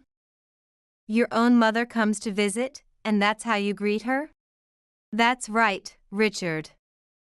Value your mother. She's been lonely since your father passed away. The in-law's attitude worsened after the father-in-law passed away. He was a strict and sensible man. While he was alive, the mother-in-law did not behave this way. The family was harmonious. However, after his death from old age, she changed completely, as if freed from a shackle. She had been considerate towards us only because of the father-in-law's wishes. Without him, she treated me as an intruder. Richard, too, became merely a source of money for her. Greg had been disowned during the father's lifetime due to eloping with his previous wife. But the disownment was lifted after the father's death, and he returned home with Jenny as his new wife. Even though this town puts a lot of effort into supporting child-rearing, raising 6 children is simply beyond ordinary financial means. Richard always shook his head at such naive thinking. It's been tough making ends meet this month. Could you help us out a bit? What? Stop it. How can you say such foolish things at a time like this? Stay out of this, outsider. This is a family matter. That's how it is. Furious at their audacity, I raised my voice in anger, but Greg dismissed me. And Jenny laughed mockingly at me, shooing me away as if I were a dog. I'm sorry, but we can't spare any money. Oh. That's inconvenient. I thought you'd have some money since I came all this way. Sigh. Really, what a useless son. His mother muttered under her breath, barely audible to Richard. The 3 of them were behaving in a way that stretched the limits of decency. So, how is he doing? The cancer progression, discharge plans? Clearly, she wasn't asking out of concern. It was typical of her greedy nature. Probably scheming for some financial benefit. He has about 6 months left. He'll be discharged tomorrow to spend his remaining time at home. Seriously? At that moment, their eyes gleamed, not with shock, but with a gleeful expression that was hard to believe. The sight of their joy at such news was nauseating. Then, I'll come to pick him up when he's discharged. You'll need a car, right? That won't be necessary. Despite Richard maintaining his composure, his mother and the others kept pushing their limits. Unable to tolerate their behavior any longer, I forcibly pushed the 3 of them out of the room. Hey, what are you doing? Please leave. I will handle everything on the day of his discharge. So there is no need for you to come. Don't ever show your face again. What? Hey, are you kidding? I dismissed any further complaints from them, slammed the door shut, and locked it. I quickly explained the situation to the hospital staff, asked the nurse to restrict visits to anyone but me, and ensured that the in-laws could not meet Richard. Sorry, Hillary. I've caused you trouble. Why don't you stand up to them? They're mocking you, treating you like a cash cow? It was frustrating. Why should such rotten people live comfortably, while someone as good as Richard has to disappear? It might be misdirected anger, but I couldn't bear it. I still deeply love Richard and couldn't accept the reality of him being gone. I didn't want to stress myself arguing back. But seeing you speak up clearly for me made me happy. That's why I have a favor to ask of you. A favor? Then, Richard entrusted me with a task. The content was so shocking that I couldn't hide my surprise. However, he was dead serious, looking earnestly at me and emphasizing his request. It's my first and last favor, so please. Understood. Thus, I took charge of something from Richard and returned home that day. Before his relatives could arrive the next day, I hurriedly discharged Richard from the hospital. Even though we were home, I feared his relatives might show up at any moment. Wanting to keep Richard away from them, I changed one of his wishes. Instead of staying at our house, I asked an acquaintance for a favor. And we temporarily moved into a villa they owned. Being away from home was a bit sad, but I don't care where I am as long as you're with me. Richard said with a bashful smile, making me blush a bit too. After that, I explained the situation to my workplace and took a long leave of absence. I wanted to be by Richard's side until the last moments of his life. With the help of friends, Richard was able to spend his remaining time peacefully until he passed away quietly in his bed 6 months later. At the funeral, I reunited with his relatives after a long time. I braced myself for their comments, but instead of showing sorrow, they simply smirked and stared at me with eerie smiles. The creepiness of their grins sent chills down my spine. What did that smile mean? I was soon to find out. After the funeral, when I was back home sorting through Richard's belongings, the doorbell rang. Opening the door, I was greeted by his mother and Greg, both carrying an excessive amount of luggage. We finally found you. Got a call from a neighbor saying you're back. What's with all this luggage? His mother complained as she tried to barge inside. But I blocked her way at the entrance, and Greg glared at me annoyingly. What are you doing? Move, you're in the way. I won't move. What's with this luggage? And why have you brought the kids too? Behind Greg, his entire family was present. I was puzzled by the situation. But showing confusion would play into their hands. They must have schemed something and come to our house.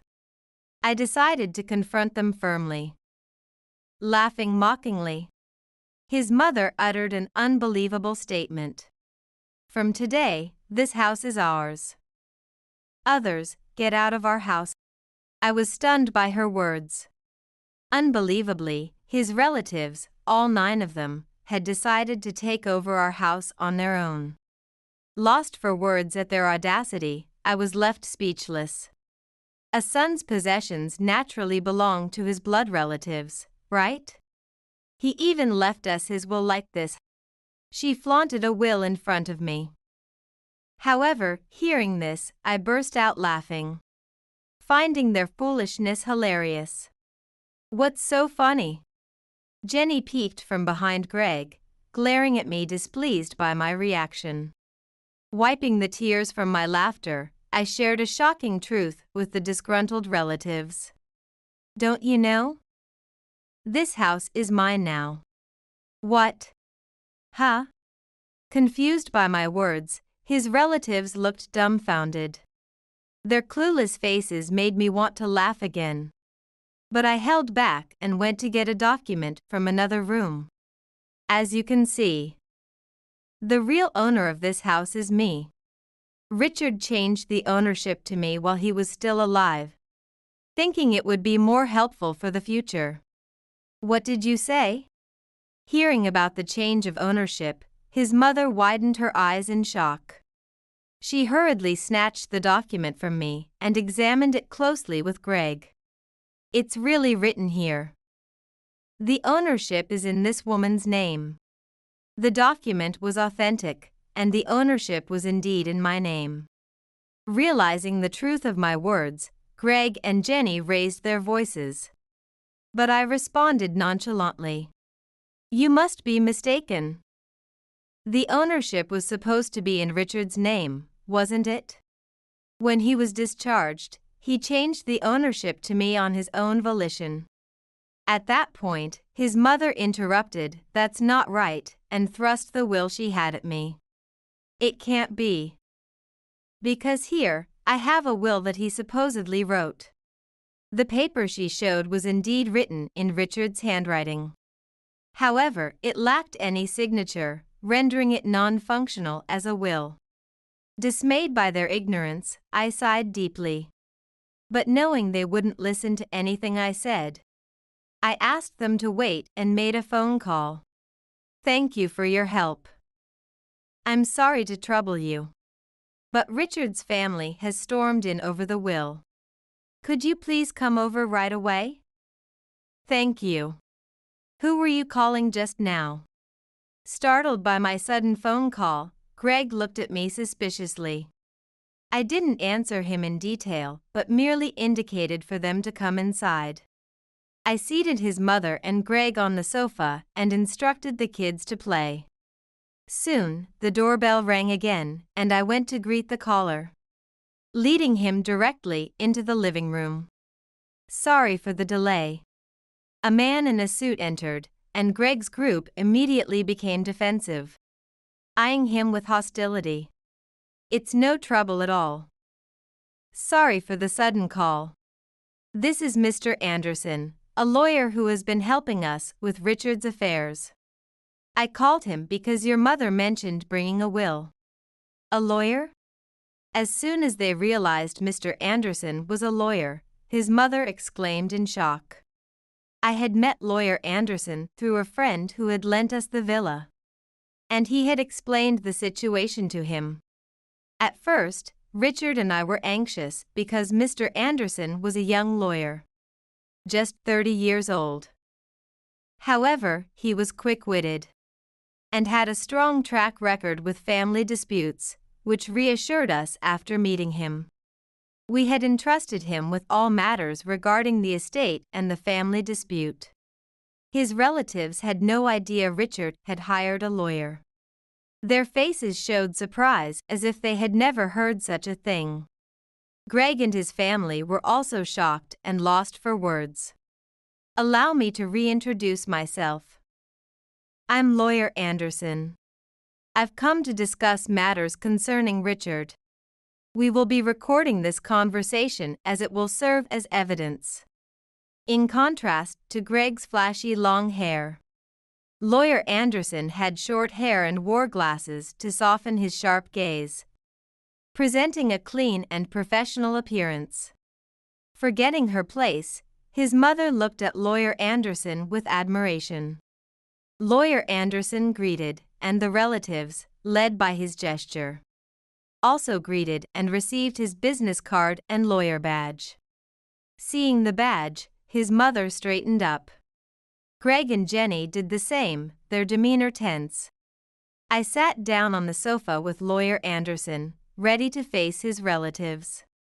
Lawyer Anderson skillfully activated a voice recorder and started the discussion. Your mother has brought a will. May I take a look at it?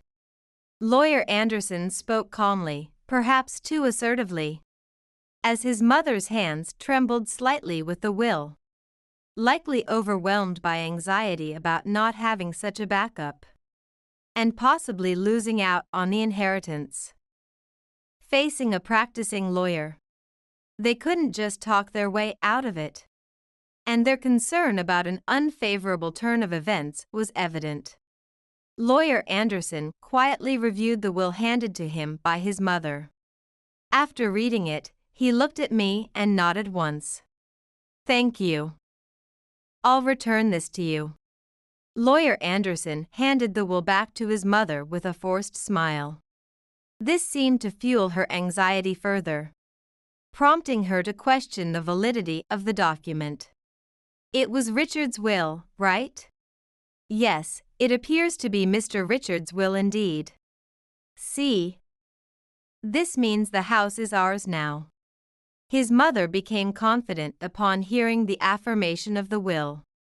However, Lawyer Anderson quickly dampened her expectations by adding, "It's an older version."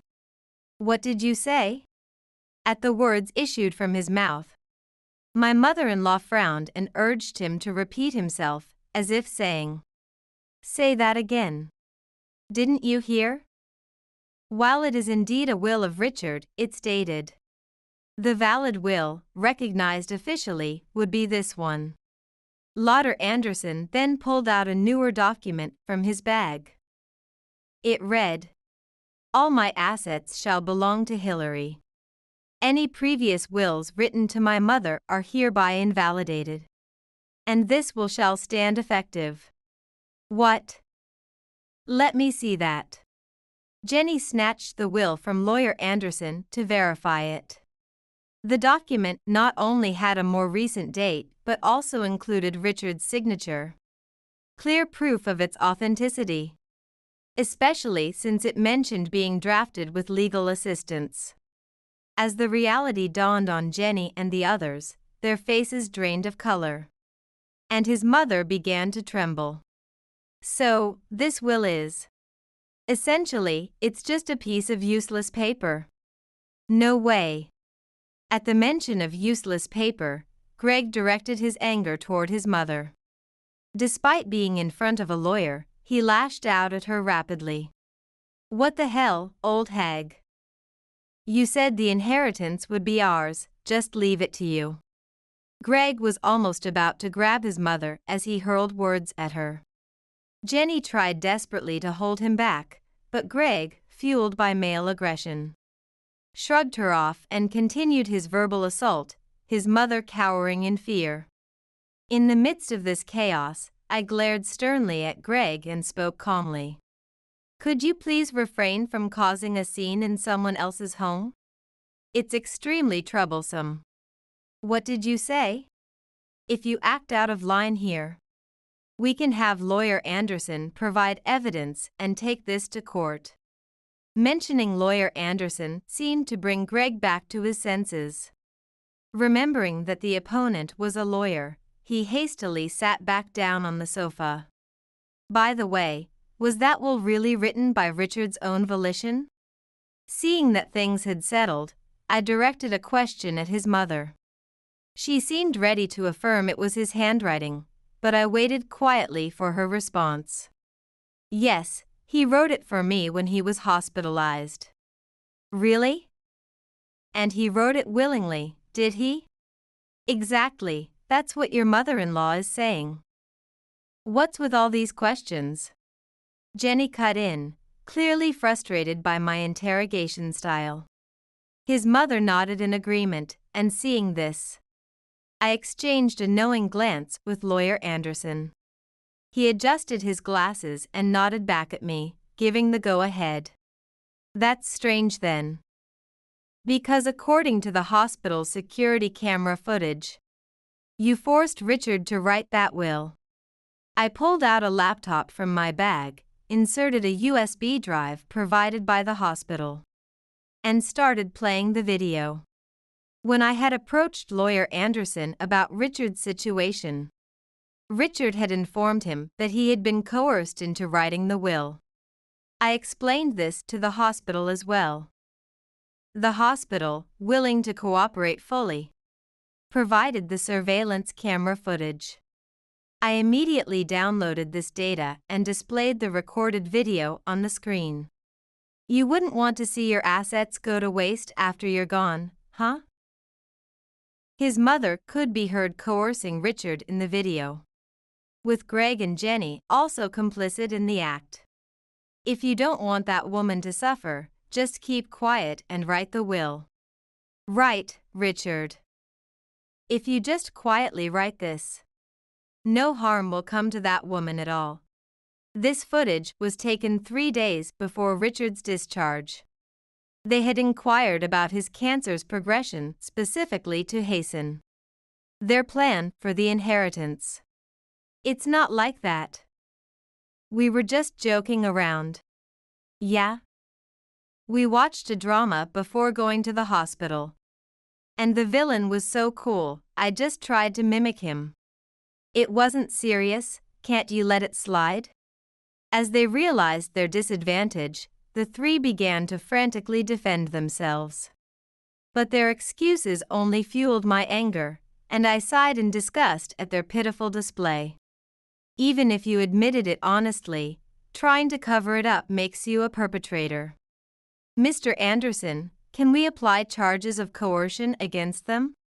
Of course, we have their statements recorded clearly. Lawyer Anderson picked up the voice recorder with a broad smile. Greg and the others paled, having forgotten about the recorder as they spoke. That's why we will be seeking damages for everything on behalf of that person. No. Wait, Hillary. It was only your mother-in-law who made him write it, we were just there. Jenny tried to deflect responsibility. But what followed was an ugly dispute between his mother and Greg. You were all complicit in forcing him to write that will. Mom said she could handle it well. We were just there, didn't do anything. But you were threatening Richard to write quickly. That was because his consultation time was nearing, not to force him to sign the will. If we dawdled, you might come, Hillary. Indeed, they had deliberately targeted the time I was away.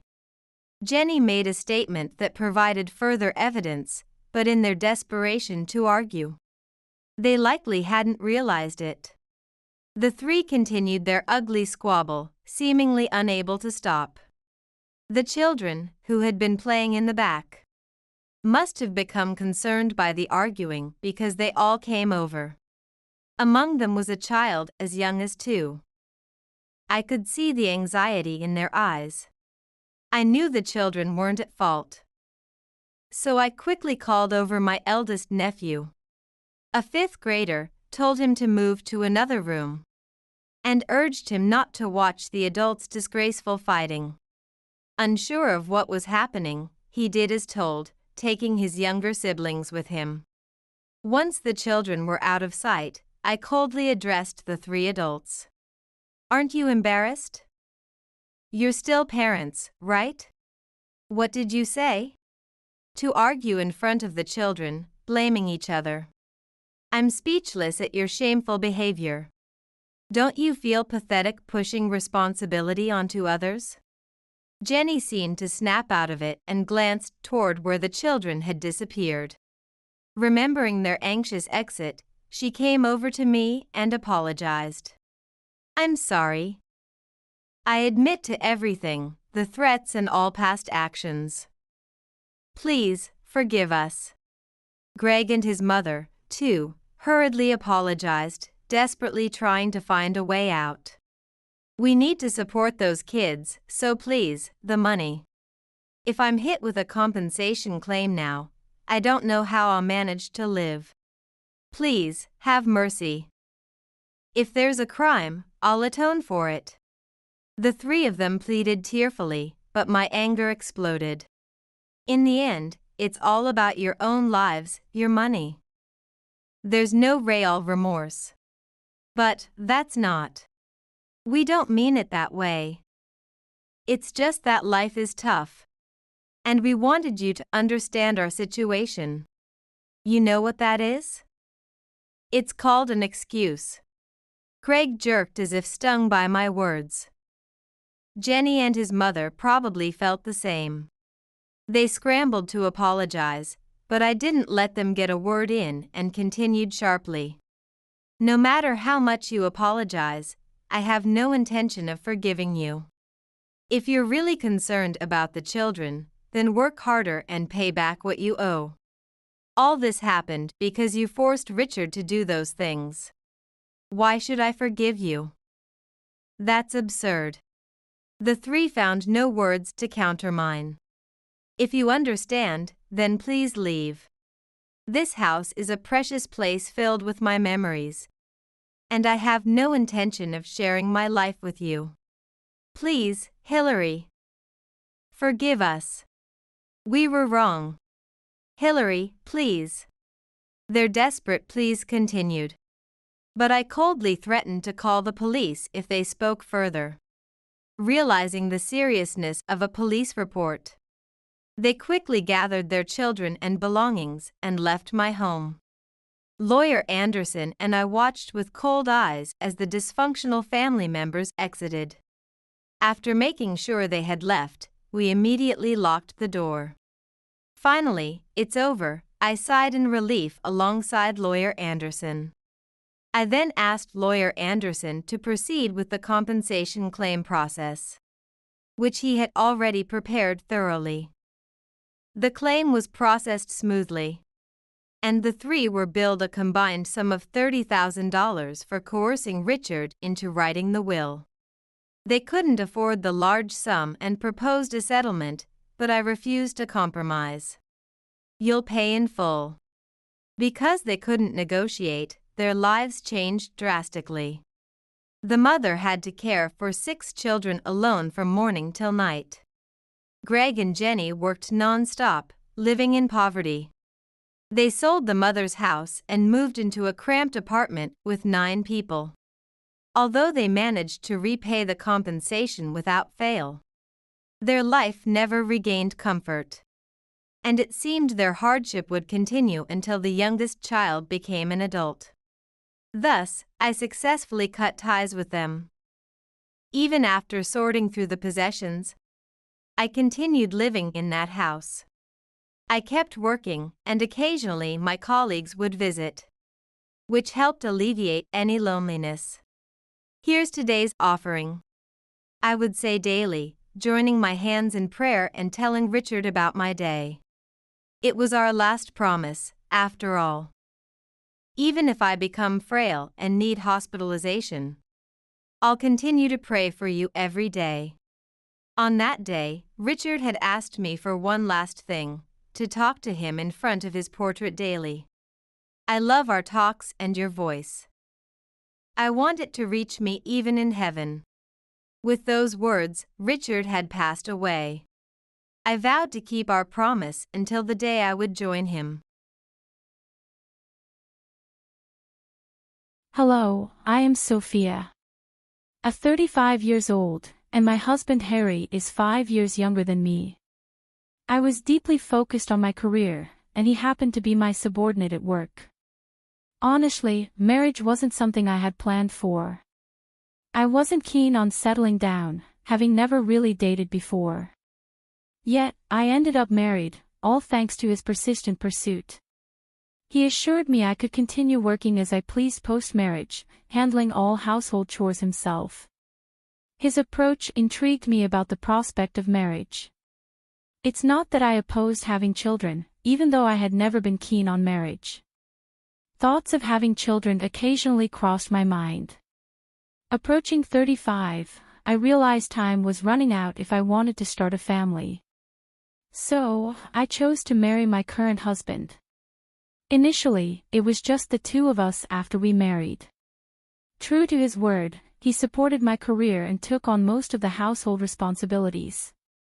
However, our situation took a sharp turn about 6 months into our marriage when my father-in-law unexpectedly passed away. The sudden loss of my healthy father-in-law left my mother-in-law and my younger sister-in-law Linda, who is 33, reeling. They claimed they couldn't manage on their own. Linda is a freelancer with a decent income, but her focus on fan activities means her financial stability isn't robust. I always felt she should pursue a full-time job. Whenever Linda approached me along with my mother-in-law, Harry broached the idea of us all living together. Sophia, have you considered moving in with my mom and sister? You can continue freelancing as usual, and having them around would lighten the household workload even more. What do you think? Harry, I'm okay with keeping up my work, but I'm not sure about taking on more household chores if your mom moves in. Shouldn't she be handling most of the household tasks? Fair point. I'll talk to my mom and sister about it. Please think about living together. I'll wait until I hear a clear response from your mother and Linda. I have my own life and financial considerations to take into account. I've made it clear to my husband that I want all aspects carefully considered. It may seem cold, but caregiving involves careful planning. Ultimately, my husband assured me that his family would manage all household chores. I thought about insisting on a written agreement but kept that thought to myself. Well, they're technically family, so I trust they'll keep their word. And so, we moved into my husband's family home. On our first day there, I paid a visit to greet my mother-in-law. I'm looking forward to living together, as Harry may have mentioned. I'll continue with my work as usual, so I hope you and Linda can manage the household chores. In response, my mother-in-law didn't even glance at me before remarking, "Why did Harry marry someone like her? She works, so all the household chores will fall on me. Is that acceptable for a wife? Normally, a wife would handle both work and household duties, wouldn't she?" Her expectation that she would do it all was simply unbelievable. She made sure I heard her loud and clear before exiting the scene. What? This isn't what I expected at all. My mother-in-law's words left me feeling uneasy about our future life together. As we discreetly sorted through our belongings, Catherine suddenly appeared at the doorway and remarked, "I ended up with a less than adorable sister-in-law." Poor Harry. With that, she swiftly departed. Not again, first my mother-in-law, now Linda. I couldn't understand why they would choose to live with me after speaking about me in such a way. Later, I would discover that it was all about my money. Shortly after moving in together, I noticed something troubling. On our first day under the same roof, despite their earlier sarcastic remarks, both my mother-in-law and Linda completely ignored me. They managed to prepare meals only when my husband was present, but they made no effort to assist with cleaning or laundry for me. I attempted to confront them about their broken promises several times. However, whenever I addressed my mother-in-law respectfully as "ma'am," she would shoot me a sharp glare and walk away, making it clear she had no intention of engaging with me. Linda didn't behave exactly like her mother, but I found myself unable to protest against either of them. Over time, doing my own laundry and cleaning after returning from work became a regular routine. I wanted to confide in my husband about it, but I hesitated out of sympathy for him. However, the behavior began to worsen when they faced financial constraints for leisure activities. They started subtly pressuring me for more money. Their approach was evasive, as if they preferred not to confront me directly, leaving notes under my food. Just today, I found a note from my mother-in-law, "We're in a tight spot this month, could you lend us $300? I considered discussing it with my husband, but he seemed strapped for cash due to social obligations and drinking habits, requesting, "Could we cut down on expenses this month?" Back when he was my subordinate, I always made sure he didn't overspend on unnecessary parties. However, after changing departments post-marriage, he found it difficult to decline invitations, and these expenses began to accumulate. I found it difficult to bring up the financial demands with him, so reluctantly, I gave in to their requests, treating it as a loan. This pattern persisted for 2 years. My husband grew increasingly comfortable with not contributing to household expenses, often urging me to cut costs each month with seeming indifference. Even I had grown accustomed to this routine. I felt trapped in a cycle of endless schemes. Yet, there was something else I continued to do. I'll explain that shortly. One day upon returning from work, I found numerous items scattered outside the house. Upon closer inspection, I realized they were my belongings. What is this? I seethed with anger at the sight of my belongings treated so disrespectfully. Determined to voice my grievances, I attempted to unlock the front door, only to find that my key no longer worked. Damn it! They changed the locks while I was gone. I can't take this anymore. Surveying my scattered belongings, I pondered my next steps.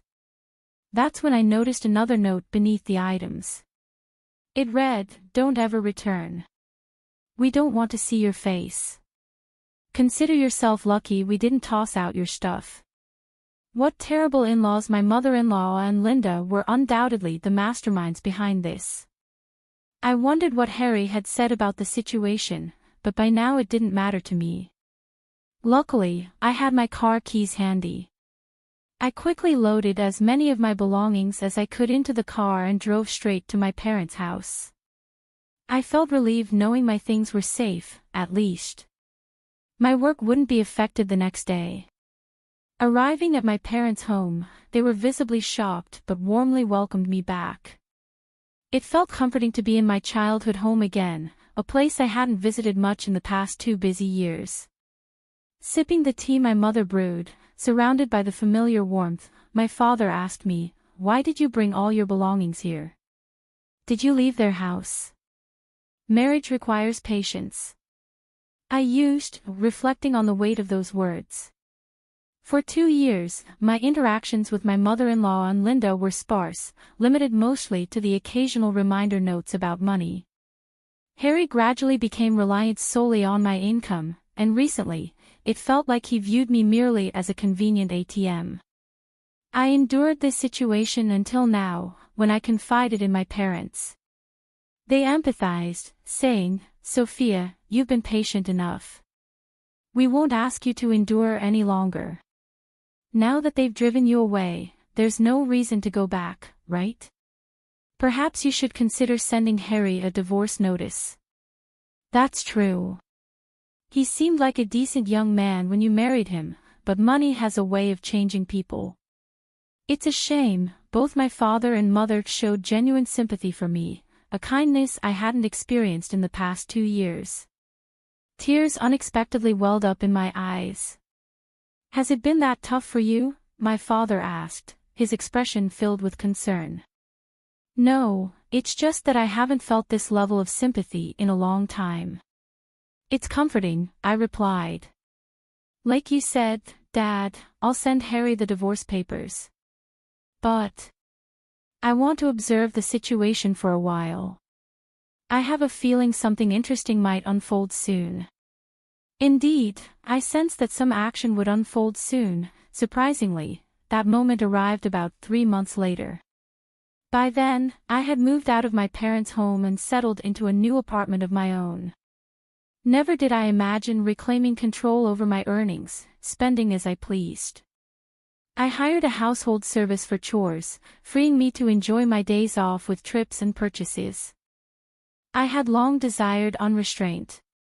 Each day reminded me of the value of my hard-earned income. I began questioning why I endured those 2 years. It dawned on me that perhaps I had been influenced or even manipulated by my in-laws. Then, precisely 3 months after my keys were changed and my belongings cast out, my smartphone buzzed with an unexpected call. Initially, I considered ignoring it. After dismissing the first call, my phone buzzed again, then a third time in rapid succession. They must be in some trouble, I surmised. I picked up the next call, and immediately the fourth one came through. "Hello, Sophia, where are you? I went to your parents' house, but they wouldn't tell me. I also tried your workplace, but they wouldn't disclose your whereabouts." It was my mother-in-law, someone who had ignored me for the past 2 years. Her voice, which I hadn't heard in a long time, sounded cautious. Despite answering the call, she remained silent for a moment, relishing the anticipation of what she might say next. "Hello, family, are you there? Come back soon and restore our lives. We can't even afford to go out and enjoy ourselves. What are we supposed to do now?" I had thought that living without spending money on leisure would suffice, but evidently, that wasn't the case. Our phone and electricity are on the verge of being cut off. We're at our wits' end. Please come back immediately. Does she not realize she's only thinking of herself? Shouldn't she begin with an apology for throwing me out? Until she grasps that, I had no intention of responding. "Sophia, you're not saying anything. Are you listening at all?" Doesn't it bother you to hear that we're in such dire straits?" Realizing she wasn't going to offer an apology, I decided to end the call and pressed the button to hang up. She seems to have no concept of remorse. The next day my phone rang again. "Hello, Sophia, why did you ignore Mom's call yesterday? Even though we're in trouble, you didn't make any effort to help. She couldn't tell if you were even listening. Ignoring calls like that isn't very mature, huh?" This time it was Linda calling. Honestly, calls from Linda have always been the most bothersome, and she had the nerve to lecture me about not ignoring calls. They've ignored me for 2 years, and suddenly I'm the one in the wrong. I couldn't believe her audacity. I planned to endure the call a bit longer, but without an apology, I had no intention of responding. I heard from Mom that we're facing financial troubles at home. Our phone and electricity might get cut off soon. Without AC in this heat, we could suffer from heatstroke. Can you live with that? If our phone goes dead, how will we reach you? So please come back soon and help us pay the overdue bills." Her selfish demands made it easy for me to keep ignoring her. "Hey, are you listening? You haven't said a word. Oh, are you still upset about what happened 3 months ago? That was obviously just a joke. You're overreacting. As an adult, you should know the difference between a joke and a serious matter. Stop being stubborn and come back home." They threw out my belongings like trash and changed the locks so I couldn't get in. That's a clear message for me not to return, even if they claim it was all a joke or prank. Now I find it hard to believe, since Linda doesn't seem interested in apologizing either. I decided to end the call. It would be a waste of time to listen to her any longer. The next day, I finally received a call from my husband. "Hello, Sophia. I'm sorry. My mother, my sister, and we all realize we've done terrible things. Can you come back? Our household is falling apart, we're out of money, everyone's on edge, and tensions are high. We sincerely apologize and want you back, please." My husband seemed to feel the need to apologize, at least, but it's too late now. "Why did you ignore me for 3 months? How could you do that as a husband?" I looked into things, and guess what I found out? You've been cheating, haven't you? That's what the detective agency told me. Thanks for treating me like an ATM for 2 years. I'll be sending divorce papers. Please handle it accordingly. Maybe my husband thought he wouldn't get caught. What a fool. Yet, he still had the nerve to say, "I want you to come back. I'll consider it if you reimburse me for all the living expenses for the 3 of us over the past 2 years and repay the money I lent you. Maybe you can manage that."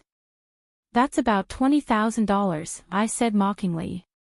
I knew he couldn't pay, but I said it anyway. After that, my husband fell silent and abruptly ended the call. Perhaps he finally realized my decision was firm. What happened next? When I sent the divorce papers and a bill for emotional distress to my husband, he returned to sign the divorce papers promptly. Now all I need to do is file them at the city office, and the divorce will be finalized. Regarding the compensation, he transferred the money right away. In fact, I included a note with the bill threatening to expose him to his company if he didn't pay promptly. Fearful of this, my husband likely sought a loan to cover the compensation. I heard from sources that their family home is now on the market. It seems they're struggling financially and trying to raise funds. However, selling their primary residence hastily means they'll now have to rent elsewhere. Considering the cost of rent and utilities, selling their house may not have been the wisest decision. They were likely driven by the immediate need for cash and didn't think through the long-term consequences. Whatever happens to that family is no longer my concern. As for me, I'm thoroughly enjoying my single life. I've had my fill of marriage. Moving forward, I plan to work hard and savor my personal life, embracing my independence.